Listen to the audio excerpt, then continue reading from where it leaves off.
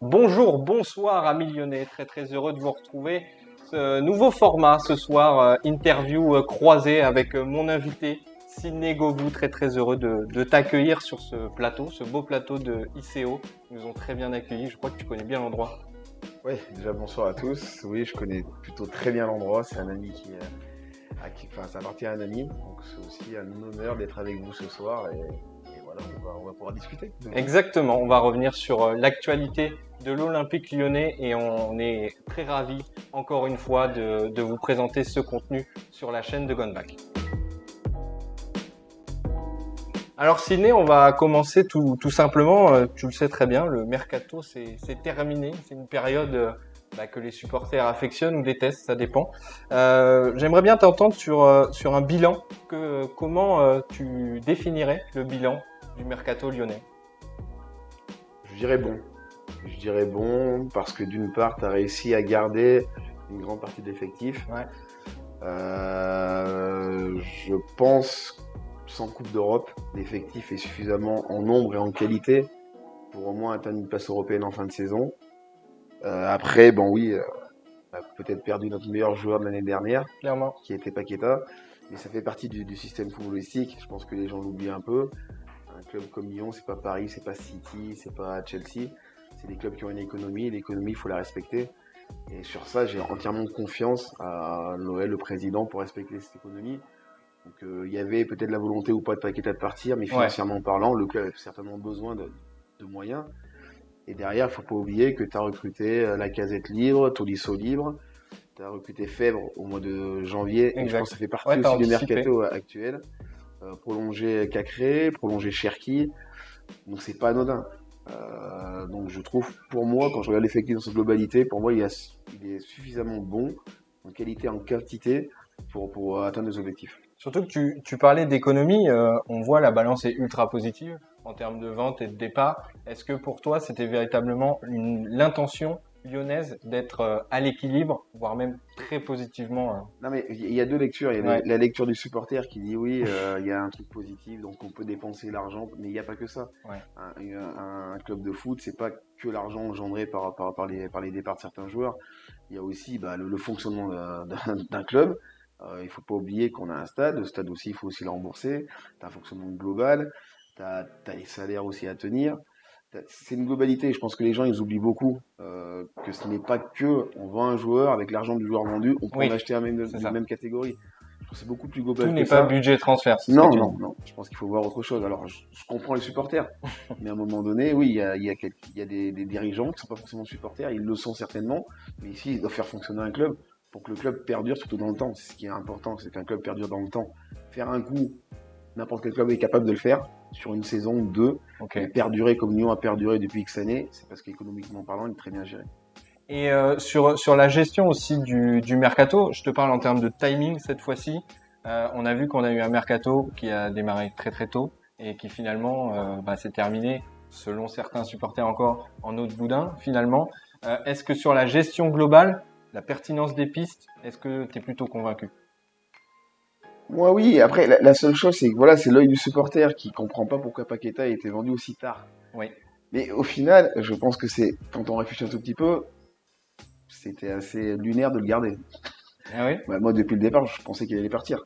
Je pense que le club le sait aussi. Alors oui, ils vont vous expliquer que oui, non. Là, il y a de la com. Mais tout est une question de communication. Et je pense que la communication dans le déni, elle dessert à un moment donné. Je pense que les gens sont en capacité d'accepter certaines choses, mais rapidement et beaucoup moins quand c'est tard. Ok, donc il fallait peut-être leur dire, être plus ouvert, plus franc sur la situation économique, ou du moins sur là où on voulait aller. Les supporters n'ont pas besoin de savoir la situation économique d'un club, mais c'est vrai que le groupe en lui-même, comment il va fonctionner, oui, peut-être un peu plus. Mais ça, c'est que mon avis. Je n'ai jamais travaillé dans un club. Alors je sais comment ça fonctionne. On t'a appelé quand même.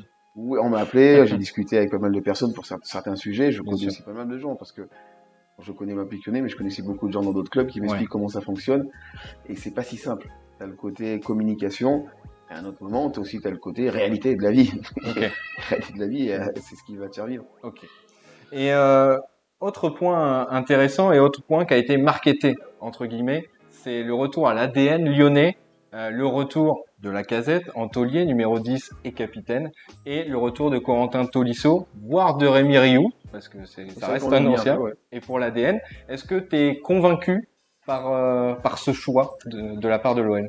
Moi, je suis déjà convaincu parce que c'est des bons joueurs. Moi, Pas faux. Moi, ce qui m'intéresse, c'est que ce soit des bons joueurs. C'est qu'aujourd'hui, quand tu arrives à récupérer Lacazette libre, Ouais. ou Tolisso, alors c'est pas tout à fait les mêmes profils, mais Lacazette libre, aujourd'hui, voilà, le niveau de Lacazette, est-ce que Lyon est capable de recruter un joueur au prix? Ouais. Je dis non. C'est clair et net. Okay.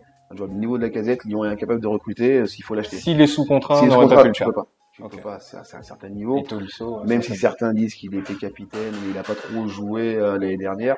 Moi, j'ai bien regardé ce qu'il a fait à Arsenal. Il a quand même pas mal joué. Il a quand même été capitaine d'Arsenal, ce qui est très rare pour un Français en Angleterre. C'est vrai. C'est très très rare. Donc c'est un joueur qui a un certain... Voilà, alors oui, il était libre, tant mieux. Ça, il revient à la maison, comme les gens aiment à dire. Coco, c'est un peu la même chose. Alors lui, c'est pas la même chose. Il a été blessé, donc il y avait une incertitude. Mais ça reste des bons joueurs. Après, je pense que les clubs n'est pas non plus... Voilà, ils savent ce qu'ils font. Quand tu recrutes deux joueurs de ce niveau-là, quand tu les prends, t'as pas de certitude, parce qu'on n'a jamais de certitude sur le niveau d'un joueur quand il revient chez toi ou quand il arrive. Mais tu te dis, voilà. Que ce soit un ancien ou pas, d'ailleurs. Voilà, un nouveau joueur, tu sais pas ce qu'il va, il va donner au final. Mais je trouve que oui, après, moi le côté marketé ADN me dérange un tout petit peu. Pour toi, c'est un peu trop forcé sur la com. Ouais, non, ouais, enfin, l'ADN Club, c'est pas forcément tout le temps les joueurs. C'est là où j'ai un petit. La nuance, elle est là. C'est les joueurs, mais c'est déjà le club. C'est qu'est-ce que le club peut envoyer aux joueurs qui arrivent, mais pas que les anciens qui vont emmener quelque chose. Le club doit aussi emmener quelque chose aux joueurs qui sont là, et ceux qui arrivent, mais qu'ils soient du club ou pas du club. C'est un peu la nuance que je mets. Et concernant aussi l'environnement lyonnais, une des fiertés de l'Olympique Lyonnais, c'est évidemment sa formation.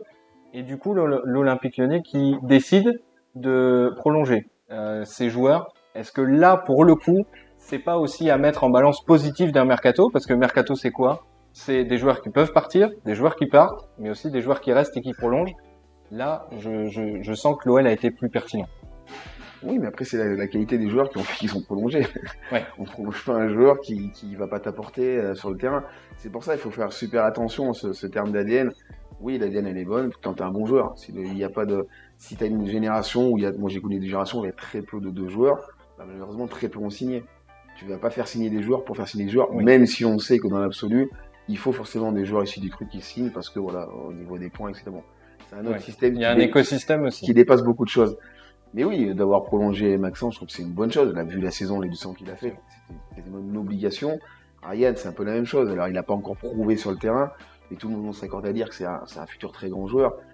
Mais est-ce qu'il représente l'ADN lyonnais sans avoir réellement joué? C'est toute la nuance qu'il faut mettre dans ça. Il peut le représenter le jour où on l'aura inculqué, le club l'aura inculqué et qu'il jouera. Est-ce que c'est un caprice un petit peu du président Ryan Cherki? En tout cas, moi, c'est ce que j'ai pu glaner comme information, c'est que c'était véritablement un dossier présidentiel. Il y a des joueurs comme ça, c'est des dossiers, mais c'est pas un dossier pour faire plaisir aux supporters ou pour faire que le président se fasse plaisir. C'est aussi un espèce de message que tu envoies aux autres clubs. Voilà, ce joueur-là, il est formé chez nous, mais il va déjà performer chez nous, avant peut-être de partir. Mais c'est très compliqué. J'avoue que c'est très très compliqué, ces dossiers qui sont compliqués. Est-ce qu'il fallait qu'il parte, le laisser partir? Est-ce qu'il voulait vraiment rester? Est-ce qu'il va rester? Est-ce qu'il va jouer? Et en même temps, il y a une donnée qui est essentielle, il est jeune. Donc voilà, on oublie aussi son âge, donc il faut faire attention. Donc, on a bien compris, pour toi, c'est plutôt un mercato positif, surtout vu la conjoncture de l'OL, on rappelle, qui a fini 8e, qui n'a pas de Coupe d'Europe. Et qui a pas de Coupe d'Europe, voilà, t'as pas de Coupe d'Europe, tu peux pas attirer les mêmes joueurs. Est-ce que financièrement parlant, t'es capable de mettre 25-30 millions sur un joueur? Je pense honnêtement que non, même si tout le monde va me dire que oui, je pense que non. Voilà. Pas maintenant, peut-être peut-être dans 6 mois, peut-être dans 1 an, tout est possible. Mais actuellement, je pense que non. Donc la logique d'esprit dans ce mercato était de conserver pas mal de joueurs, de faire signer les joueurs prometteurs. Et après, il fallait forcément quelqu'un qui parte et qui rapporte de l'argent. Voilà.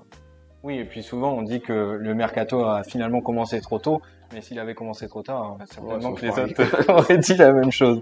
On va revenir au terrain cette fois-ci, si tu veux bien.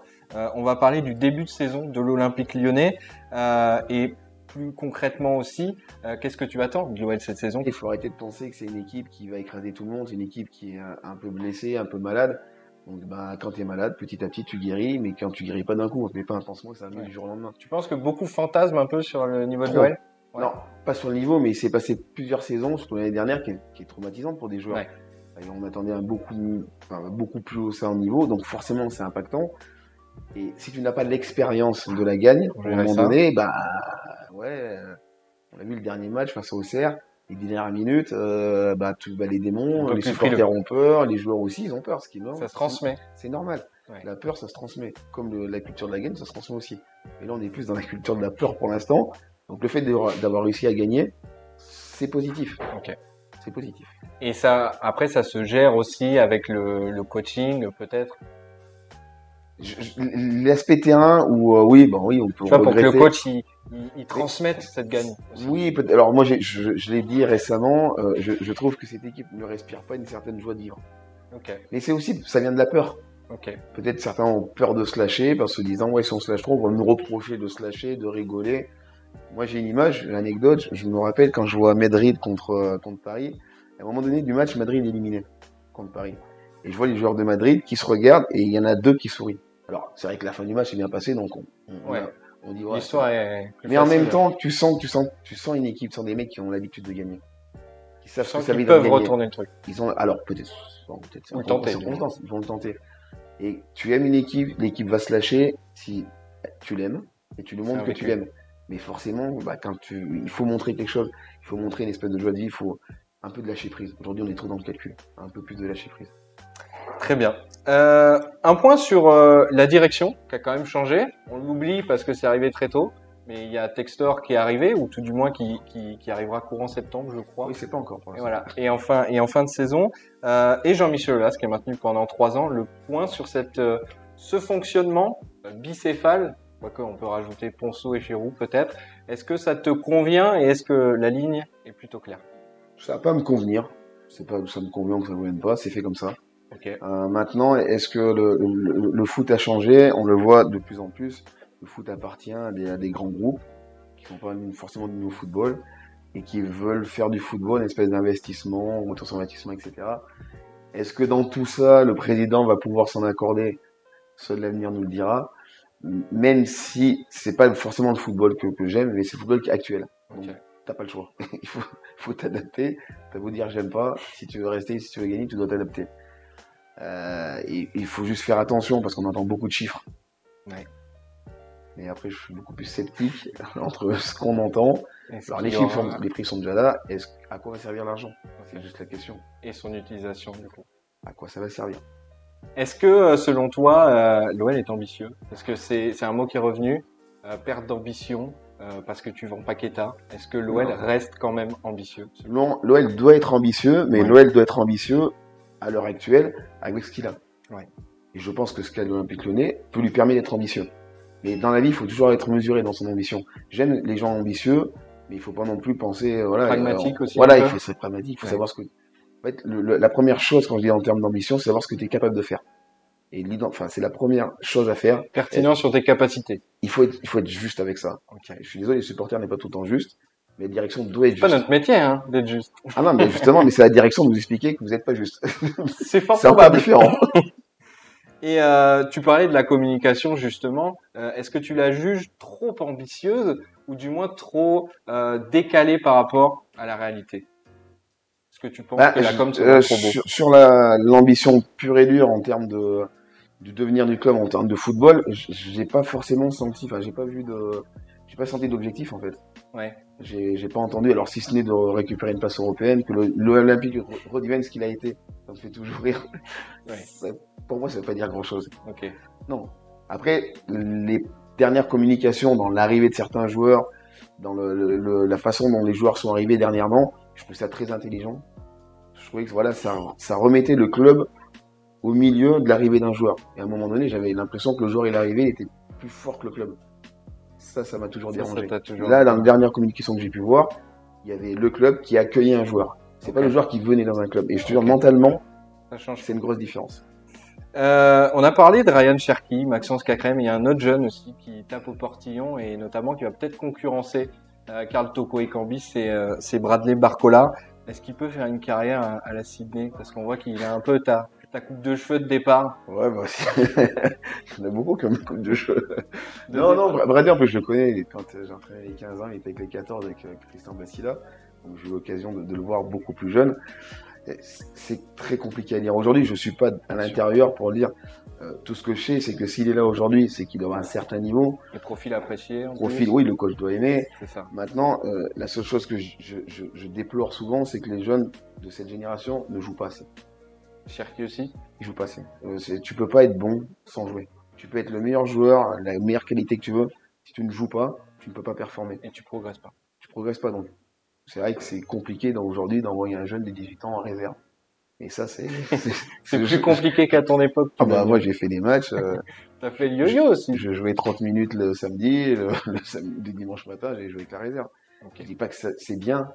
Je dis qu'aujourd'hui, ça devient quasiment impossible. Okay. Et ça, je le regrette parce que ça dessert plus aux joueurs que ce que ça nous sert. Ok. On va terminer sur les réseaux sociaux parce que nous sommes une chaîne qui provient des réseaux sociaux, mais on conçoit aussi qu'il y a certains côtés négatifs. Est-ce que pour toi, les réseaux sociaux, c'est nocif pour un footballeur et notamment pour les footballeurs de l'OM? C'est pas nocif, c'est pas non plus, et c'est essentiel, mais dans un certain système. Alors je vais m'expliquer. Je pense que le football, ça reste de l'émotion. Et je pense que les réseaux sociaux aujourd'hui, pour pas mal de footballeurs, ils n'ont qu'une émotion. Ça tue l'émotion. Oui. Ou ça l'exacerbe. Non, ça tue l'émotion parce que tu juges un joueur sur ce qu'il a posté. Je suis même pas sûr qu'il sache ce qu'il est réellement posté. Si c'est lui-même. Ouais, je sais pas si c'est rarement lui au final. Et dès que le mec devient un peu plus naturel, il se fait critiquer. Okay. Et aussi, le mec n'a pas forcément envie de montrer sa vie de tous les jours. Oui. Donc, c'est très compliqué à jauger. Je pense que ça devient essentiel. Je pense que le club doit beaucoup mieux le gérer. Et après, le joueur est en capacité lui-même de le gérer ou pas avec de la com, ce qu'il veut. Mais il faut que le joueur comprenne une chose, c'est que c'est pas le réseau qui va jouer le week-end. Mais voilà. Ça peut l'impacter selon toi, clairement. Bah oui, quand tu t'exposes, forcément, t'es jugé par de plus en plus de monde. Donc quand t'es bon, c'est mieux. Quand t'es moins bon, c'est encore pire. Ok. Non, parce qu'on entend des supporters qui disent, ça va, ils sont grassement payés. Ils peuvent accepter les critiques, c'est normal. Non, mais ça veut rien dire. Ouais, non. C'est l'argent, pas parce que je touche l'argent que tu vas te faire insulter. Non, tu vas pas te faire insulter parce que tu touches l'argent. On marche sur la tête. Oui. Après, il faut faire attention. C'est aussi qui est en face de toi. Et comme on sait pas, il faut prendre beaucoup de recul. Je pense qu'aujourd'hui, on a été un tout petit peu trop loin. Oui. Et si tu veux, les joueurs, je fais un peu long, mais les joueurs actuels s'identifient à des joueurs qui sont réellement des stars. Ronaldo, ici, on n'a pas forcément Neymar, Mbappé. Paqueta, un peu pour Lyon. Ouais, je dis c'est encore un moins, c'est pas pareil. Par exemple, les joueurs brésiliens ont les réseaux beaucoup plus tôt, par exemple, et donc beaucoup plus de vues. Ils sont peut-être plus habitués à ça. Okay. Et en France, on essaie de copier des joueurs, je sais pas, des joueurs moyens, essayer de copier ce système-là. Je trouve que ce système-là, il n'est pas adapté à certains. Okay.